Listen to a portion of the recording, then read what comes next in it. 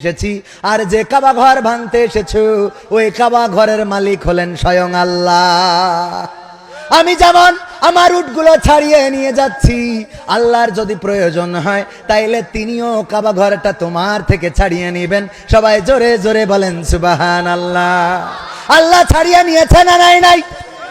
Abdul Muttalib কাবার চত্বরে গেলেন, কাবার দরজায় হাত রাখলেন আর বললেন, হে আমার রব, ওগো আল্লাহ, আমার ক্ষমতা নাই আব্দুল মুত্তালিবের আমি আব্রাহার প্রতিহত করব, আমি আব্রাহার হস্তি বাহিনীর সামনে দাঁড়াবো, এমন ক্ষমতা তো আমার নাই, এমন সৈন্যবাহিনী আমার নাই।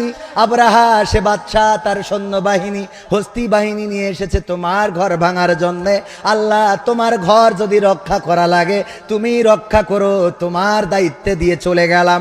আল্লাহ রব্বুল আলামিন কাবা ঘর রক্ষা করেছে না করে নাই? করেছে না করে নাই? সাহস নিয়ে দাঁড়িয়েছ তাই মুক্ত হয়েছে জমিন, সাহস করে দাঁড়ালে আর একবার